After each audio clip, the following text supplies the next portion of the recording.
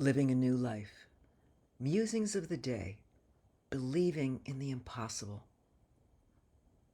Is anything really impossible? Or is our vision simply limited to a set of beliefs handed down through generations? My take on this is that impossible is an excuse for not having a clue how something that appears unlikely can actually be achieved. We have experiences that inform us about the likelihood of something, such as someone 5 feet tall playing professional basketball. Not likely, but impossible? Not really. There are the things that have never been solved, like curing certain diseases. But is it impossible? No. We just haven't found the answers yet. So when a doctor tells me that a condition I have is impossible to reverse and that my fate is sealed, how I choose to receive that is up to me. If I choose to believe her and act according to someone else's belief, then my fate is already decided. But if I choose to act as if anything is possible, then the possibilities are infinite. I've done the seemingly impossible with regard to my health in the past. I did what the doctors told me could not be done. So why would I choose to believe them now when they state their opinion? They seem so certain of themselves, but here's what I think. I think they're so certain because, in fact, they don't have a clue, and they have to believe that they know what they really don't know. Their egos will not allow them to err on the side of the impossible. It's risky in their line of work. They say they don't want to give me false hope. But what about simply hope? What would it be like to go to a doctor and have her say, I don't know how we're going to solve this, but nothing is impossible. So we're going to exhaust all resources and then some. Now, wouldn't that be a novel approach? If you've read my journal posts in the last couple of years, you're aware that I face multiple health challenges and have for a very long time. They all began in childhood with trauma and wound up manifesting as physical disease. Working on the trauma alone has not altered what's going on in my body to a large enough degree for me to enjoy good health.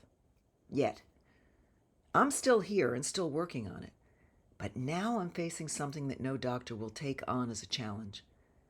They all say I have to live with what I have and possibly worse. No, thank you.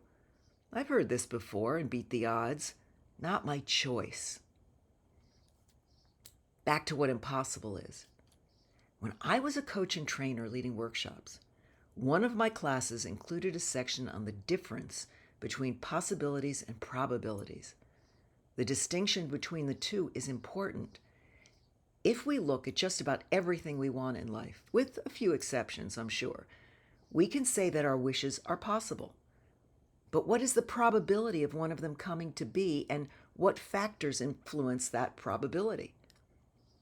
Shifting a possibility to a probability is a matter of saying yes to the possibility and continuing to say yes at every turn.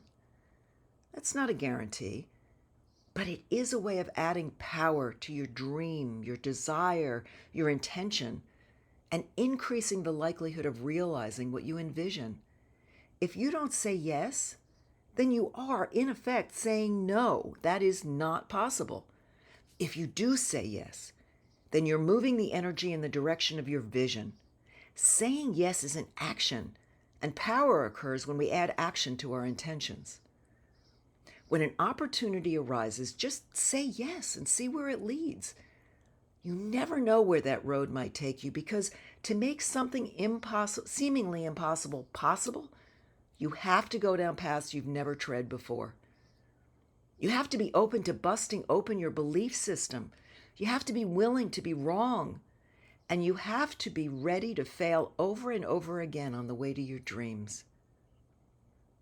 I say all of this from personal experience. I also say it from facing the biggest health challenge of my life at this moment. I'm saying yes to what common belief tells me is impossible. I'm saying yes to what I envision for myself. And I'm turning away from those who are naysayers because their disbelief is not helpful to me. I don't have my head in the sand. Rather, I have my eyes peeled for the unseen and unknown. I'm asking for help everywhere I can, and that includes going to spirit, and I'm choosing to believe in the impossible once again. It is only impossible if I say so, only improbable if I stop saying yes. On this journey, I am learning to listen closely to my heart and my deepest knowing. I'm creating again, which tells me that Spirit is speaking through me and wanting to express my heart. And what's coming through is beauty and sensuality, gentleness and depth, fierceness and passion. I am intent and at the same time learning to release control over the outcome. It's a dance I have not yet mastered.